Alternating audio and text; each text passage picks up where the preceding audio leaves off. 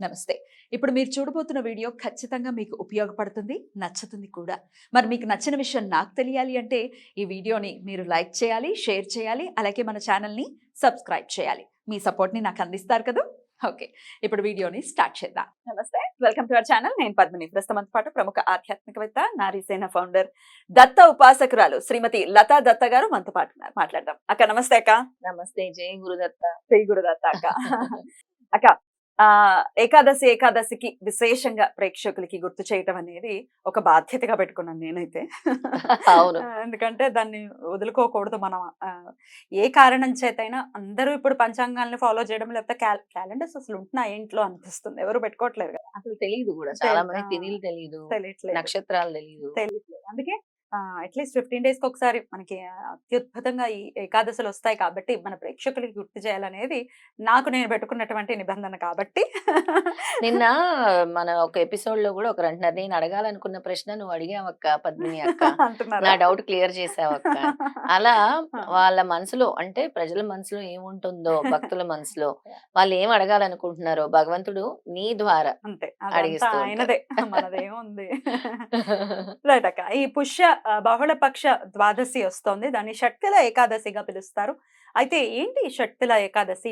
ఎలా చేసుకోవాలి ఈ ఏకాదశిని? ప్రతి ఏకాదశికి కూడా ఏదో ఒక వైశిష్ట్యం అయితే ఖచ్చితంగా ఉంటుంది. అది ఆశ్చర్యానికి గురి చేస్తుంది. అలాగే మన ఋతువుల్ని బట్టి ఈ ఏకాదశుల్ని చాలా చక్కగా మనల్ని ఇలా చేసుకోండి అని చెప్పటం అసలు సనాతన ధర్మం అద్భుతం. అత్యద్భుతం సనాతన ధర్మం. దాని హ్మ్. లోతుగా వెళ్తే అసలు ఎంత ఇంట్రెస్టింగ్ గా ఉంటుందో చెప్పలేము. డెఫినెట్‌లీ. అందుకే మన ఏకాదశి ప్రతి ఏకాదశికి ఒక నామం ఉంటుంది. అవును. ప్రతి ఏకాదశికి ఒక్కొక్క ఏకాదశికి ఒక్కొక్క నామం ఇచ్చారు. అలా ఇది షట్‌తిల ఏకాదశి. హ్మ్. షట్‌తిల అంటే తిల అనంటే ఏంటి? నువ్వులు. నువ్వులు. షట్ అంటే హ్మ్. 6. 6. 6 విధాలుగా నువ్వుల్ని ఎలా ఉపయోగిస్తాం ఆ రోజు ఏకాదశి రోజు. హ్మ్. అసలు ఏకాదశి రోజు నువ్వులేంటి? హ్మ్. అసలు విష్ణుమూర్తికి నువ్వులు వాడతారా? హ్మ్. అనే సందేహం అందరికీ రావచ్చు. హ్మ్. కానీ ఈ పుష్యమాసంలో ప్రత్యేకంగా ఏకాదశి రోజు విష్ణుమూర్తిని నువ్వులతోనే ఆరాధించాలి ఆ! అనేది ఈ ప్రత్యేకమైన హ్మ్. హ్మ్. పద్ధతి ఆ రోజు. హ్మ్. హ్మ్. అందుకే దీని పేరు షట్‌తిల ఏకాదశి అని వచ్చిందనమాట. ఓకే. నువ్వులంటే మనకి గుర్తొచ్చేది శని భగవానుడు. ఇప్పుడు శని భగవానుడికి సంబంధించిన మాసంగానే మనం పరిగణించాలి. ఎందుకంటే పుష్యమి నక్షత్రం ఆయనది కాబట్టి. పుష్యమి నక్షత్రం శని భగవానుడిది కాబట్టి రైట్. తప్పకుండా శని భగవానుడికి హ్మ్. దీనికి రిలేటెడ్ ఏకాదశి. రైట్. అందుకే ఆ రోజు ఎవరికైతే పితృదోషాలు ఉన్నాయో వాళ్ళు ముఖ్యంగా హ్మ్. పితృదోషాలనే కాదు, ఇప్పుడు ఆర్థిక అభివృద్ధి కూడా హ్మ్. చాలా విషయాల్లో కూడా పితృదోషాలు ఆపేస్తూ ఉంటాయి. హ్మ్. హ్మ్. కొన్ని ఇళ్లల్లో చూస్తే పద్మిని నాకెంత బాధాకరం అనంటే ఫ్యామిలీ అక్క చెల్లెల పిల్లలు, అన్నదమ్ముల పిల్లలు అందరూ ఉంటారు కదా! అలాగే నేను వైజాగ్‌లో ఒక ఫ్యామిలీ చూసాను. ఇంకా వేరే చోట ఒక ఫ్యామిలీ. ఎలా ప్రతి ఒక్కరి ఇంట్లో ఒక్కొక్కరికి ఒక్కొక్క ప్రాబ్లమ్ ఉంటది. ఐదర్ హస్బాండ్ అండ్ వైఫ్స్‌తో ప్రాబ్లమ్ అంటే రిలేషన్‌లో ప్రాబ్లమ్, లేదా పిల్లలతో ప్రాబ్లమ్, లేదా పిల్లలకి పెళ్ళిళ్ళు కాకపోవటము, లేదా ఆరోగ్య సమస్యలు. అంటే ఆ బ్రదర్స్ అండ్ సిస్టర్స్‌లోనే ఏ ఇంటికైతే పితృదోషాలు ఉంటాయో ఆ హ్మ్. ఫ్యామిలీ మొత్తానికి వాళ్ళకి పెళ్ళిళ్ళు అయిపోతాయి. హ్మ్. అయినా కానీ ఆ పిల్లలకొచ్చే ఎఫెక్ట్స్ హ్మ్. ఇవన్నీ. హ్మ్. ఇలాంటివన్నీ గూడా మనకు తొలగాలి అనంటే, ఇలాంటి శుభదినాల్ని మనము ప్రత్యేకంగా వినియోగించుకోవాలి. పూజలు చేసి అవును. వినియోగించుకోవాలి. కరెక్ట్. ఆ రోజు విష్ణుమూర్తి ఆరాధన ఉదయాన్నే లేచి నువ్వులతో, ముఖ్యంగా నువ్వుల నూనెతో స్నానం ఆచరిస్తే చాలా మంచిది. హ్మ్. తలకు స్నానం చేసుకొని హ్మ్. విష్ణుమూర్తి ఆరాధన చేయాలి. విష్ణుమూర్తికి నువ్వులతో చేసింది ఏదైనా హ్మ్. ఒక హ్మ్. వంటకం నైవేద్యంగా పెట్టాలి. ఆ రోజు ఉపవాసం ఉంటాము. ఉంటా. మర్నాడు కూడా నువ్వులతోనే మనము ద్వాదశి రోజు గూడా మనము హ్మ్. వదిలేస్తాం గదా! హ్మ్. హ్మ్. పారణ పారణ పారణ చేస్తాం. చేస్తాం గదా! హ్మ్. ఆ హ్మ్. పారణ గూడా నువ్వులతోనే తయారు చేసినొస్తుంది. హ్మ్. ముఖ్యంగా ఆ రోజు సాయంత్రం తులసి కోట దగ్గర నువ్వులు, నల్ల నువ్వుల్ని వేసి హ్మ్. దీపం వెలిగించి, నువ్వుల హ్మ్. నూనెతోని దీపం వెలిగించి, హ్మ్. పితృదేవతలందరిని గూడా గుర్తు చేసుకుంటే, హ్మ్. ఈ పితృదోషాలనేవి తొలగిపోతాయి. చాలా సులభంగా అంటే శాస్త్రం చెప్పి ఉంది. అంటే అందరి దగ్గర డబ్బులుండొచ్చు, ఉండకపోవచ్చు. వాళ్ళు పెట్టొచ్చు, పెట్టలేకపోవచ్చు. లోభత్వం ఉండొచ్చు అవును. మనుషులకి. అవును. అమ్మో! ఈ కార్యక్రమాలు అంటే పితృదేవతల కార్యక్రమాలు ఎంతో కొంత డబ్బులైతే ఖర్చవుతాయి కదా! అవును. లోభత్వం ఉండొచ్చు. సో, వాటిలన్నిటి కోసం కూడా ప్రత్యామ్నాయాలను మనకు పెట్టేసారు ఆల్రెడీ. మనం అన్ని వినియోగించుకోవట్లేదు అంతే. కదా! మనం వినియోగించుకోవట్లేదు. హ్మ్. ముఖ్యంగా ఆ రోజు నువ్వులు అనేది దాంతోనే నైవేద్యం పెట్టాలి విష్ణుమూర్తికి. హ్మ్. ఆ రోజు అంతా విష్ణుమూర్తికి నువ్వులతోనే మనం జేయాలి పూజ. రైట్. తులసి కోట దగ్గర గూడా సాయంత్రం వేళ హ్మ్. మనము నువ్వులు పోసి అక్కడ దీపం వెలిగించాలి. హ్మ్. మట్టి ప్రమిదలో నువ్వుల నూనె వేసి, నువ్వులు వేసి దాని మీద నువ్వుల నూనెతో దీపం వెలిగించాలి. విష్ణుమూర్తికి ఆ రోజు విష్ణు సహస్రనామం పారాయణం చేయాలి. చాలా విశేషమైన విష్ణు స్తోత్రాలు పఠించాలి. విష్ణుమూర్తిని తెల్లని వస్త్రాలతో పూజిస్తే ఇంకా మంచిది. అవునా? ఉమ్. ఓకే. ఓకే. మంగళవారం వస్తోంది ఏకాదశి. ఏకాదశికి అయితే ఖచ్చితంగా ఉపవాసం ఉండాలి అనేది మనకు తెలిసినటువంటి విషయమే. ఉమ్. కానీ శరీర ధర్మాన్ని అనుసరించి కూడా ఉపవాసం చెయ్యొచ్చు కదక్క? అవును. శరీర ఇన్ని గంటలు. ధర్మాన్ని ఇప్పుడు బీపీ షుగర్లు వస్తున్నాయి పద్మిని. కొంతమందికి తినకపోతే కాలు చేతులు వణుకుతున్నాయి, షివరింగ్ వస్తుంది. దానికి ప్రత్యేకంగా నువ్వు చెయ్యి అని ఏం భగవంతుడు చెప్పలేదు. అప్పుడు వాళ్ళు ఫ్రూట్స్ అలాంటివి లఘువుగా ఏదైనా తీసుకోవచ్చు. ఇప్పుడు మన అన్నంతో చేసిన వస్తువు కాకుండా మిగతావి ఏవైనా కూడా, అన్నంతో చేసిన వంటకాలు కాకుండా మిగతావి పళ్ళు అలాంటివన్నీ తీసుకోవచ్చు. తీసుకొని కూడా ఉండొచ్చు. ఉంటుంది కూడా శరీరం. కాకపోతే కొంతమంది హింసించేటటువంటి పరిస్థితి ఉంటుంది శరీరాన్ని. లేదు ఏం జరిగినా నేను ఏమైనా అయిపోని కానీ నేను మాత్రం ఉపవాసం ఉంటానంటే దాన్ని హర్షించడు. ఈశ్వరుడు కూడా హర్షించడు కదా. ముందు మనమంటూ ఉంటే కదా. అసలు ఏం ఏదైనా చెప్పాడు అర్థం చేసుకోవాలి. ఈశ్వరుడైనా, నీ ఆత్మ ఉమ్. ఒక ఆకలి అని వేసి ఏదో తినాలని కోరుకుంటుంది. అప్పుడు శ్రద్ధ ఎక్కడ ఉంటుంది? శ్రద్ధ ఆకలి మీద ఉంటుంది, భక్తి మీద ఉండదు. అప్పుడు నీ ఆత్మారాముని శాంతింపచేసి నువ్వు పూజా కార్యక్రమం చెయ్యి అని చెప్పారు. అంతేకాని ఆకలేస్తూ కడుపు కాలుతూ మాత్రం చేయాల్సిన అవసరం లేదు అని అంటాను నేను. ఇప్పుడు నీ శరీరం చెప్తుంది నీకేం కావాలో. దీన్ని నువ్వు ఈ రోజు ఉపవాసం చేయగలవా లేదా నీ శరీరం చెప్తుంది. దాన్ని అనుసరించి మీరు ముందుకు వెళ్తే బాగుంటుంది. ఇక ఆ రోజు దేవుడి దగ్గర మొత్తం శుభ్రం చేసుకోవాలి. ఇంకా మనం చెప్పాలి అని అంటే ఆ రోజు ఇల్లు కూడా శుద్ధి చేసుకోవాలి. పసుపు నీళ్ళతో ఇల్లంతా కూడా శుద్ధి చేసుకుని ఏకాదశి రోజు, ఎందుకంటే పితృదేవతలకి మనం చేస్తున్నాం కాబట్టి ప్రత్యేకంగా శుద్ధి కార్యక్రమం కూడా ఏకాదశి రోజు చేసుకోవచ్చు. రైట్. ఒకవేళ ఉపవాసం ఉన్నా లేకపోయినా ఈ దీపం అయితే మీరు సాయంత్రం దీపం పెట్టమంటున్నారు కదా, పెట్టచ్చా? ఎవరైనా పెట్టుకోవచ్చు పద్మిని. ఉపవాసంతో సంబంధం లేదు. ఇది పెద్దలకి మనం పెడుతున్న దీపము అని దృష్టిలో పెట్టుకొని, ఇది నా పితృదేవతల కోసం, నా పితృదేవతలందరినీ నేను గుర్తు చేసుకొని, ఇంత మంచి రోజు అంటే శెట్టిల ఏకాదశి రోజు స్వామి ఇచ్చిన రోజు ఈ విధంగా చేయమన్నారు కాబట్టి నేను సమస్త నా తాతల్ని, ముత్తాతల్ని, నా పితృదేవతలందరినీ కూడా తలుచుకుంటున్నాను. ఏవైనా ఉన్నా కూడా ఈ రోజుతో మాకు మీరు అనుగ్రహాన్ని ప్రసాదించండి. ఎందుకంటే వాళ్ళ బ్లెస్సింగ్స్ చాలా అవసరం. యాన్సెస్టర్స్ బ్లెస్సింగ్స్ అనేవి చాలా ఇంపార్టెంట్. మా వాళ్ళు ఇంకా ఉన్నారు బ్రతికే అంటే, మరి మీ తాత ముత్తాతలు ఎక్కడైనా మధ్యలో ఉండిపోయినా కూడా అవి కూడా మీకు పితృదోషాలు అవుతాయి.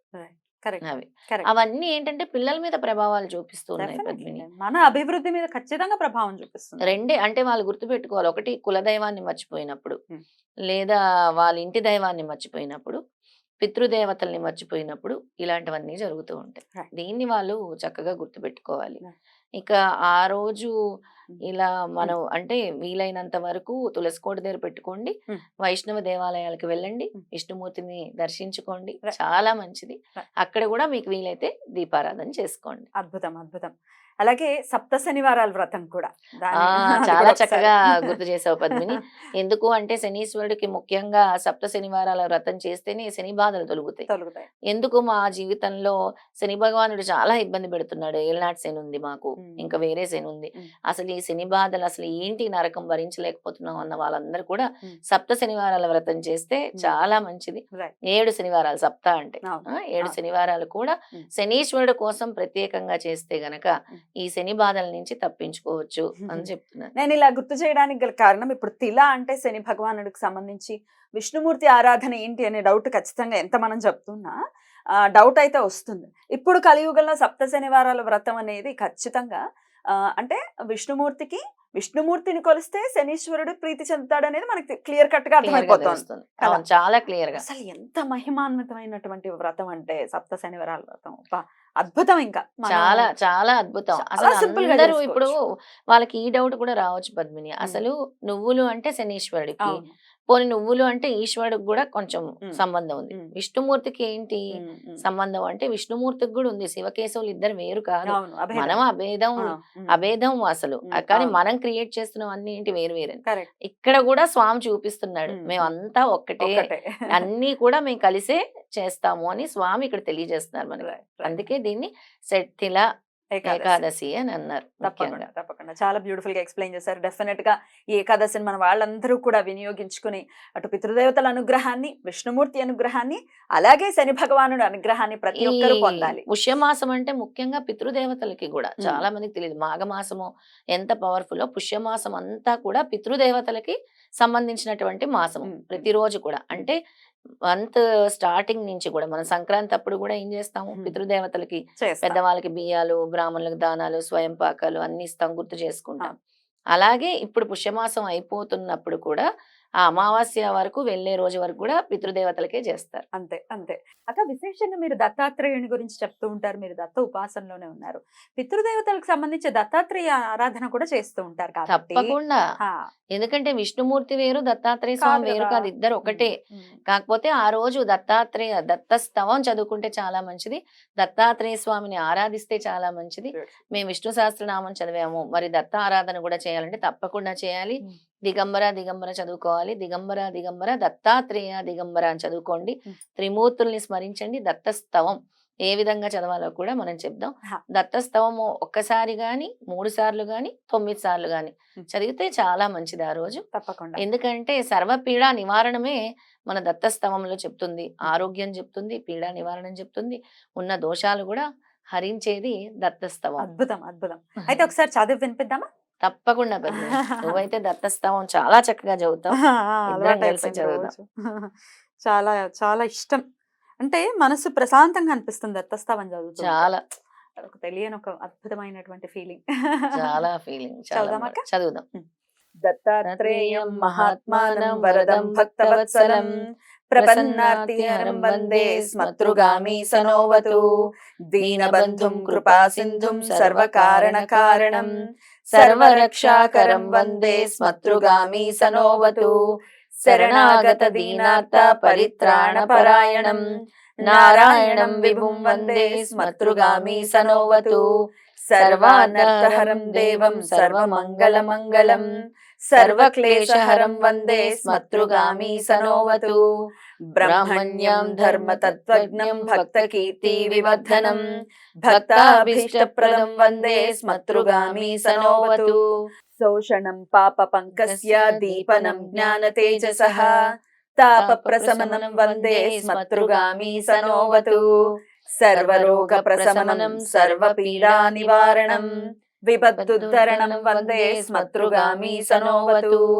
జన్మ సంసార బంధజ్ఞం స్వరూపానందదాయకం నిశ్రేయసపదం వందే స్మతృగామి సనోవతు జయలాభయసక్కామ దాదుర్దస్తయస్తవం భోగమోక్షప్రదస్యేమం ప్రపటే సుకృతి భవేత్. చాలా చాలా చాలా చక్కగా ఉంది. మనశ్శాంతిగా అనిపిస్తుంది. ఎవరైనా సరే అందరూ కూడా ఆ రోజు మమ్మల్ని ఈ సర్వ ఆపదల నుంచి, పితృదోషాల నుంచి రక్షించు తండ్రి అంటూ దత్తస్తవం ఎవరైతే పఠిస్తారో మనశ్శాంతి ముందుగా కలుగుతుంది. దత్తుడిని పట్టుకుంటే ఫస్ట్ రియాక్షన్ ఏంటి మీకు వచ్చేది? స్వామి నుంచి మీరు పొందగలిగేది ఏంటంటే మనశ్శాంతి, ఆనందం. తర్వాత స్టెప్ బై స్టెప్ అన్ని రిజల్ట్స్ కూడా స్వామి ఇస్తారు. బ్యూటిఫుల్ అక్క. మీరేమో మీరు నన్ను కలుపుకుంటూ ఉంటారు, నువ్వు కూడా చదువు, నువ్వు కూడా చెప్పు అని చెప్తూ ఉంటారు. ఈ కొంతమంది కొంతమంది హేటర్స్ ఉంటారు కదా, ఆ, మీరెందుకు అన్ని మీరే అడిగేస్తారు, మీరే చెప్పేస్తారు అంటే మీరేమో నన్ను ఓన్ చేసుకున్నారు. మీ పిల్లలాగా లేకపోతే మీ ఆబ్వియస్ గా సిస్టర్ ని తప్పే ఉంది, చెప్పద్దట. చెప్పొచ్చు, అందరూ కలిసి చెప్పొచ్చు. మరి మీ అందరికి చెప్పమని ఎందుకు చెప్తున్నావు? అందుకనే కదా ఇది అందరి కోసం స్వామి ఇచ్చారు. నువ్వే చదువు, నువ్వే చెప్పని. ఎవరికి ఏది సొంతం కాదు. స్వామి అందరి వాడు, అందరూ పఠించవచ్చు. అనేది ఏంటంటే క్వశ్చన్ అడుగుతారు, ఆన్సర్ చెప్తారంటే ఉత్సాహం. అట్లాంటిది ఒక్కొక్కసారి మనం డిస్కస్ చేస్తూ ఉంటేనే కొన్ని కొన్ని పాయింట్స్ బయటకు వస్తాయి. పైగా చక్కగా చదవగలవు కాబట్టి కలిసి చదివితే ఇంకా పాజిటివ్ ఎనర్జీ వైబ్రేషన్ ఉంటుంది. కాబట్టి చదువురా పద్మిని, కలిసి చదువుదాంరా అని అంటాను. ఇద్దరం కలవాలి అంటే ఇక్కడ మనకి భగవంతుడు నేర్పిస్తుంది ఏంటి అంటే నేను కాదు మనము అని. నేను ఎప్పుడు అలా అనుకుంటాను, ఎప్పుడు అలా ఓన్ చేసుకోండి. నేను రోబోట్ లా కూర్చోలేనక్క, నేను మాట్లాడాలి అనుకుంటాను. అవును, అలా అనేవాళ్ళు వాళ్ళ విజ్ఞతకు వదిలేద్దాం. ఎప్పుడైతే మరి చాలా మంది పాజిటివ్ గా కూడా కమెంట్స్ ఇస్తున్నారు, పద్మిని గారు మా మనసులో ఉన్న మాట మీరు అడిగారు అని. ఎప్పుడు కూడా పొగిడే వాళ్ళు ఉంటారు, తిట్టే వాళ్ళు ఉంటారు. పొగిడే వాళ్ళని చూసి ఆనందించాలి, తిట్టే వాళ్ళని చూసి ఇంకా ముందుకు వెళ్ళాలి. అంటే ఇప్పుడు అడుగుతారు, మీరే చెప్తారు అని అంటే నేను లీడ్ ఎలా తీసుకుంటాను? లీడ్ తీసుకోవాలి కదా. ఇప్పుడు తెలిసిన విషయం తెలియనట్టు నేను యాక్ట్ చేయలేను. విషయం తెలియకపోతే అవునా అని చెప్పి తెలుసుకునే ప్రయత్నం చేస్తాను. కానీ తెలిసిన విషయం తెలియనట్టు అయినా ఇంకొక విషయం అందరికీ తెలియదు. 1 సంవత్సరం పాటు నువ్వు పూర్తిగా ఆధ్యాత్మిక స్థితిలో గడిపావన్న సంగతి ప్రేక్షకులకి తెలియదు, తెలియకపోవచ్చు. Nearly 2 years. Nearly 2 years. Yeah! అంటే ఒక మధ్యలో నీకు బ్రేక్ వచ్చినప్పుడు ఒక హ్మ్. విషయంలో, అంటే కంప్లీట్ భక్తి ఛానల్‌ని వదిలేసి దానికంట ముందు చెప్తున్నాను. హ్మ్. నువ్వు అసలు ఓహ్! ఎందుకు భక్తి ఎంత కంటే ముందు అంటున్నారా? భక్తి కంట ఆహా! ముందు ఆహా! ఒక సంవత్సరం పాటు నువ్వు చేసిన అన్వేషణ, ఆహా! భగవంతుడా ఈ ఆహా! స్థితుల నుంచి మేము ఎలా బయటకు రావాలి అని అవును. నువ్వు చేసిన సాధన హ్మ్. వీళ్ళందరికీ తెలీదు తెలీదు కాబట్టి గదా! అలా అనుకోనుండొచ్చు. అసలు ప్రపంచంతో దూరం అయిపోయి ఓన్లీ నేను, నా భర్త తప్ప ఇంకా అసలు నా ప్రపంచంలో ఇంకెవరు లేరు.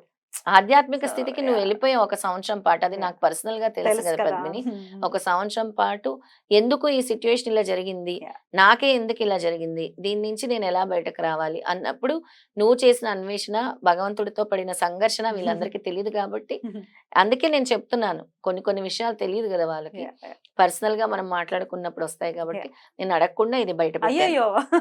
Not at all. Not at all. మిమ్మల్ని నేను ఎంత ఓన్ చేసుకుంటే నేను ఇంత చనువుగా నేను అడగగలుగుతున్నాను. వచ్చిన అంతే. గెస్ట్‌లందరూ కూడా అవునవును. చాలా చక్కగా ముచ్చట పడతారు నేను చాలా మాట్లాడుతూ చాలా. ఉంటే.